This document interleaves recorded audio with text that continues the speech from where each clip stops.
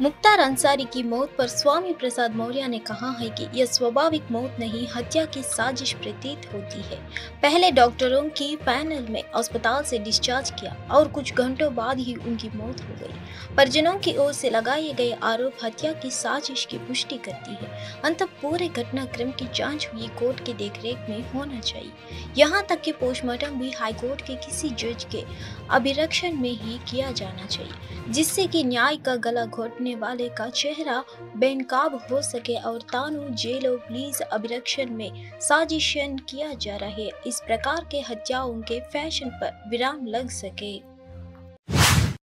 भारत में आम चुनाव प्रचार पहले से ही चल रहा है। कांग्रेस और बीजेपी पार्टियां पहले ही चरणवार अपने उम्मीदवारों की सूची जारी कर रही है। इसी पृष्ठभूमि में एकनाथ शिंदे के नेतृत्व वाली शिवसेना की ओर से लोकसभा चुनाव लड़ने वाले उम्मीदवारों की पहली सूची जारी कर ली गई है, जबकि महाराष्ट्र में कुल 48 लोकसभा सीटें हैं। फिलहाल एकनाथ शिंदे सरकार ने 8 उम्मीदवारों की घोषणा की है। इसमें हाल ही में कांग्रेस से शिवसेना में शामिल हुए राजू पारवे को रामटेक से मैदान में उतारा गया है।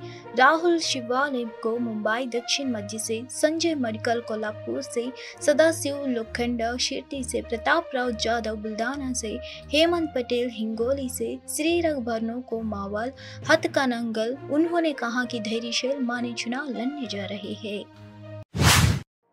यूपी के पूर्व विधायक और माफिया मुख्तार अंसारी की गुरुवार रात मौत हो गई।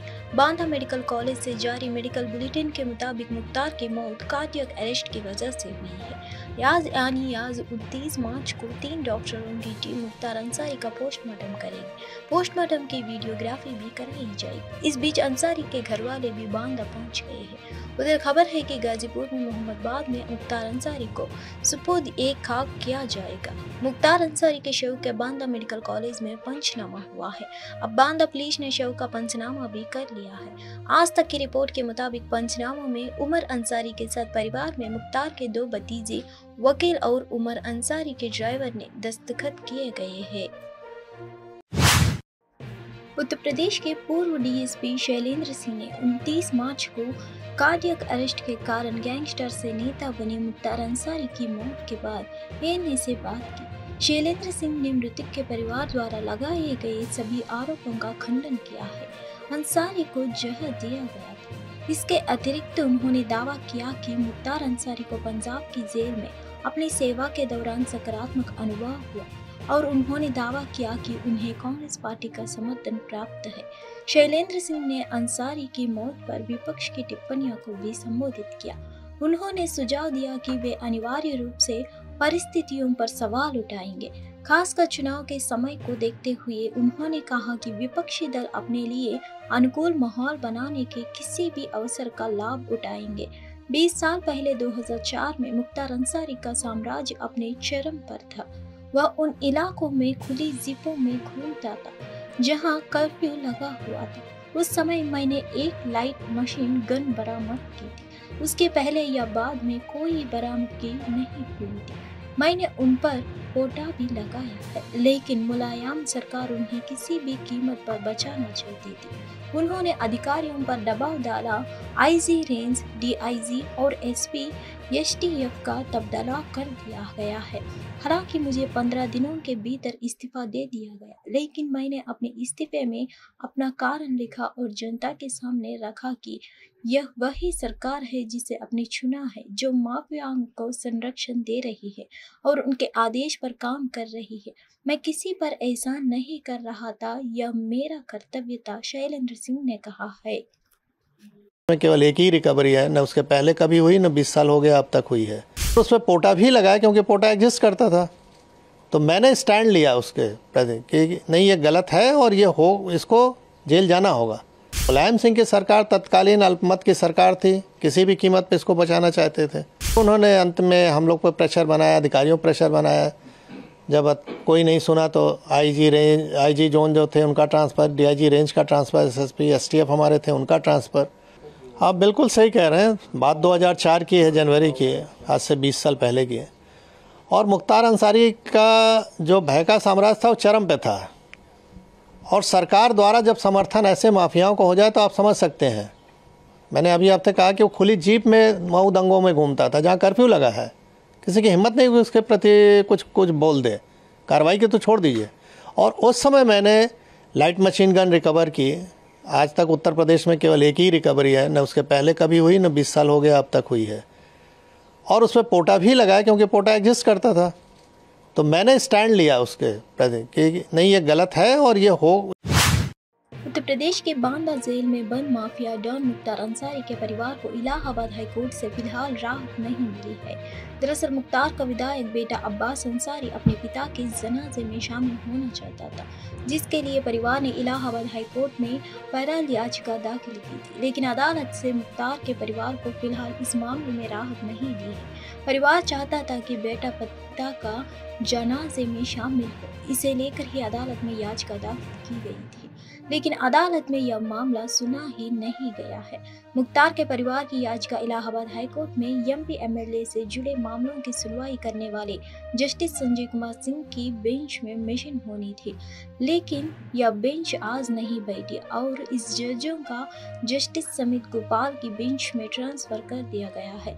लेकिन जस्टिस समित गोपाल की बेंच ने दूसरी बेंच से आए किसी भी मामले को सुनने से इनकार कर दिया। इस वजह से मुख्तार के परिवार की अर्जी हाई कोर्ट में मेंशन नहीं हो सकी। अब मुख्तार का परिवार सुप्रीम कोर्ट जा सकता है।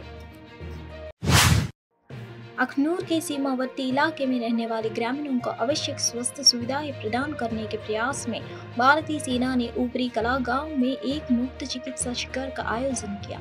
सीमावर्ती क्षेत्रों में रहने वाले लोगों को बुनियादी सुविधाओं की कमी के कारण चिकित्सा लाभ प्राप्त करने में कठिनाइयों का सामना करना पड़ रहा था। इस शिविर का आयोजन भारतीय सेना द्वारा अधिक से अधिक लोगों को लाभान्वित करने के लिए किया गया था। इस शिविर में बड़ी संख्या में बकरवाल समुदाय के लोग पहुंचे और लाभ उठाया है।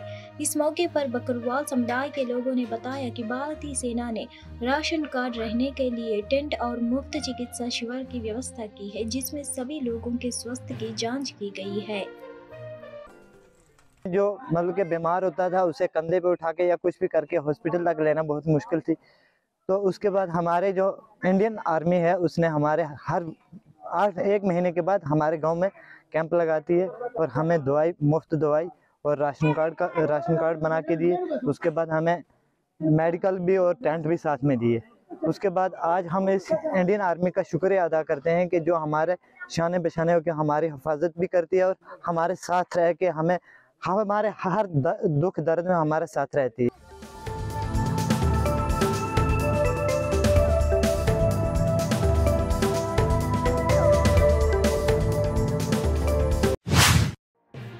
छह 600 से अधिक वकीलों ने सीजेआई डीवाई चंद्रचूड़ को एक पत्र लिखकर निहित स्वार्थ समूह के खिलाफ चिंता व्यक्त की है।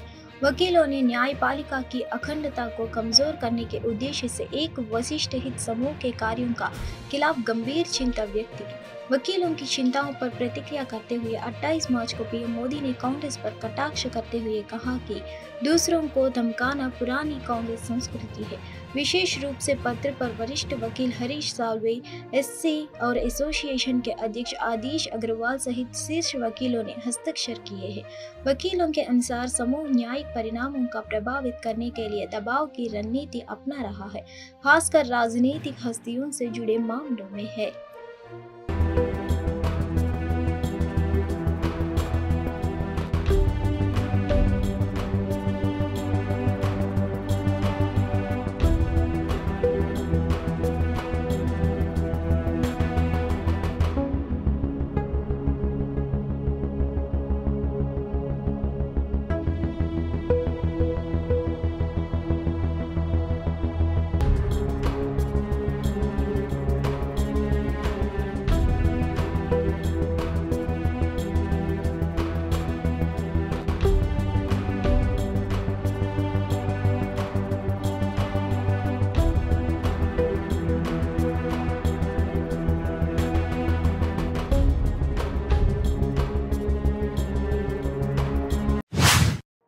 मार्च को उत्तर प्रदेश के बांदा के एक अस्पताल में गैंगस्टर से नेता बने मुख्तार अंसारी के निधन के बाद गाजीपुर की डीएम यकाब आखैरी ने कहा कि शहर की स्थिति नियंत्रण में है। उन्होंने आश्वासन दिया कि किसी भी दुर्घटना को रोकने और कानून व्यवस्था बनाए रखने के लिए सभी आवश्यक सावधानियां बरती गई है।